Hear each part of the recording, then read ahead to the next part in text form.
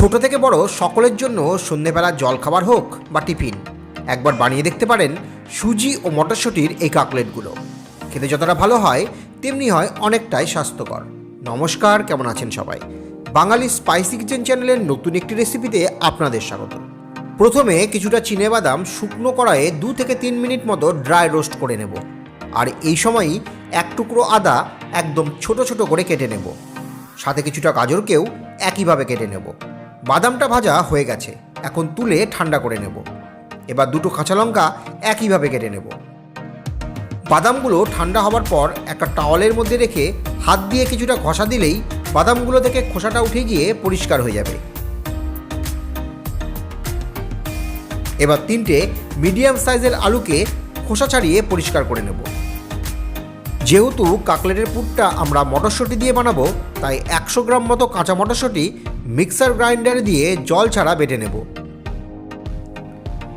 এবার পুরটা বানানোর জন্য প্রথমেই কড়াইয়ে দেব 2 চামচ মতো তেল। তেলটা গরম হলে ফোড়নে দেব 1 চামচ মতো গোটা জিরে। 3 থেকে 4 সেকেন্ড ফোড়নটা ভাজা হলে দিয়ে দেব কেটে রাখা কাঁচা লঙ্কা আর আদা কুচিটা। একটু ভাজা হলে দিয়ে দেব কেটে রাখা গাজরটা। 1 মিনিট মতো গাজরটা ভাজা হলে দিয়ে দিতে হবে বেটে রাখা মটরশুঁটিটা।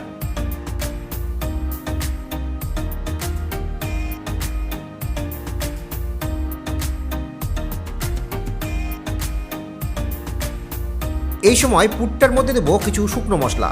প্রথমে দেব প্রয়োজন মতো হলুদ আর স্বাদ মতো লবণ, আর এর সাথেই দেব 1 চামচ মতো জিরে গুঁড়ো, হাফ চামচ মতো লাল লঙ্কার গুঁড়ো আর 1 চামচ মতো ধনে গুঁড়ো। এবার সব মশলাগুলোর সাথে মটরশুঁটি বাটাটা ভালো করে কষিয়ে নিতে হবে। প্রয়োজনে সামান্য জল দিয়ে কষাবেন, তাতে মশলাগুলো পুড়ে যাবে না।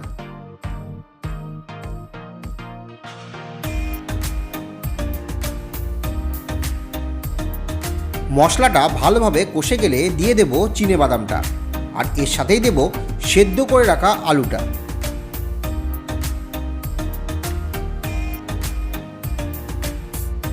এবার একদম শেষে দেব 1 চামচ মতো চিনি। আমরা কিন্তু পুরটায় কোনো গরম মশলা দিইনি, আপনারা চাইলে এই সময় দিতে পারেন হাফ চামচ মতো গরম মশলা।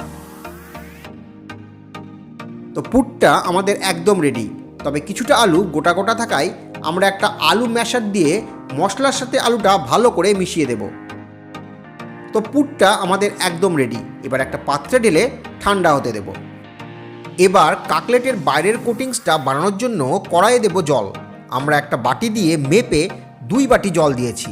এবার জলটাই দেব 1 চামচ মতো তেল, আর এর সাথেই দেব 1 চামচ মতো লবণ। জলটা ফুটে উঠলে দেব সামান্য চিলি ফ্লেক্স, আর এর সাথেই কিছুটা কাসুরি মেথি হাতে ঘষে জলে দেব।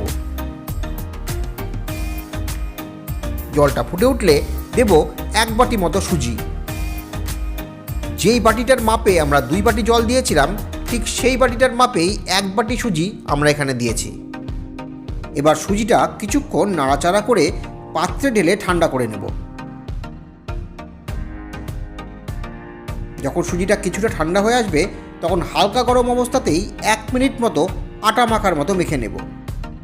এবার কাকলেটগুলো বানানোর জন্য এইভাবে কিছুটা সুজি নিয়ে একটা বাটার পেপারের উপরে রেখে আরও একটা বাটার পেপার দিয়ে চাপা দিয়ে উপর থেকে পটাটো ম্যাশারের গোল অংশটা দিয়ে চাপ দিলেই কাকলেটের বাইরের কোটিংসটা তৈরি হয়ে যাবে।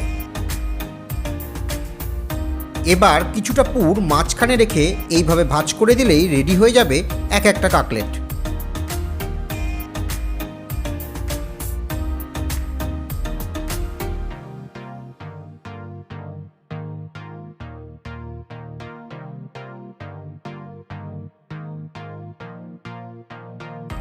আমরা আরও একটা কাকলেট বানিয়ে দেখাচ্ছি। এইভাবে ম্যাশার দিয়ে মাঝখানে চাপ দিলে একটা গোল কোটিংস তৈরি হয়ে যাবে। এবার এর মাঝে কিছুটা পুর রেখে 4-5টা ভাঁজ করে দিলেই রেডি এক একটা কাকলেট।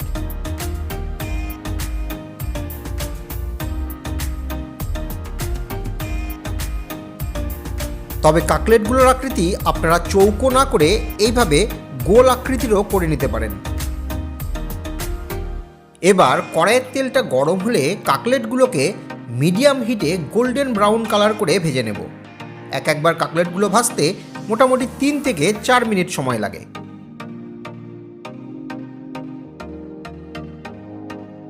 আমাদের কড়াইটা ছোট হওয়ায় আমরা দুবারে কাটলেটগুলো ভাজবো।